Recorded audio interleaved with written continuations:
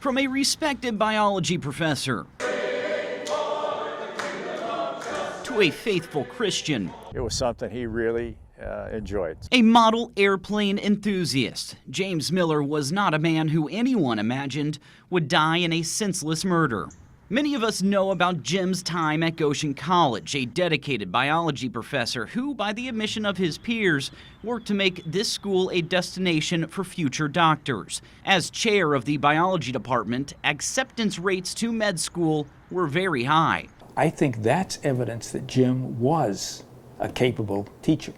Dr. Carl Helrich just retired from Goshen College, a physics professor who worked with Jim for years. Jim was a little bit stiff. Admitting his colleagues struggled for humor, he remembers Jim finding jokes to tell his students that didn't always hit the mark. That doesn't say anything about his teaching ability. It's just one of the fun things about Jim. While he had to work on jokes, work ethic was never an issue. Carl recalls a time when he asked several science professors to work over the summer with him without pay. What faculty volunteers their time for the summer to work with students? Another passion, aviation. The last person to fly this aircraft was Jim. R.J. Monroe is a longtime member of the Millersburg RC Modelers, a remote control aircraft club that James Miller was a part of for decades. Today, he owns Jim's old plane, out of storage now for the first time in 6 years. Jim was an active member and a good flyer, and anytime there was work to be done, Jim was there. A lot has changed since his death. The club's field moved 3 years ago. Drones are now becoming a part of the hobby.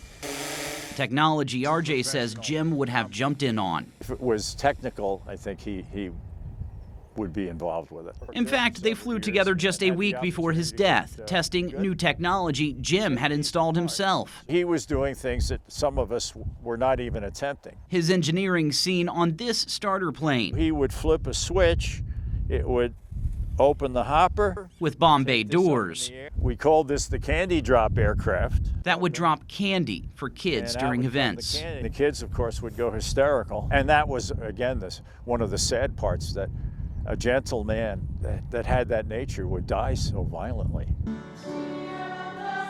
A gentle man who, by all accounts, was dedicated to his faith. A commitment to nonviolence is one of the most creative powers in the world. A Mennonite religion that preaches nonviolence. It turns me toward the world and the causes of violence to say, how do we live our lives and how do we engage? I sat down with Pastor David Miller for a Sunday service in Elkhart. One of the areas, particularly in this country, that conviction has come out in is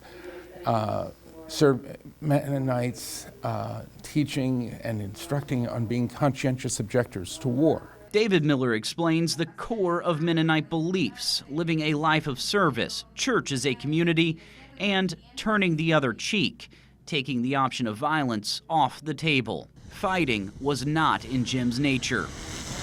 For some, the fight for justice continues. Hope remains. He deserves this. His wife deserves it. His children deserve it. And the person who did it deserves it. But as time passes, others think Jim's case may simply remain a mystery.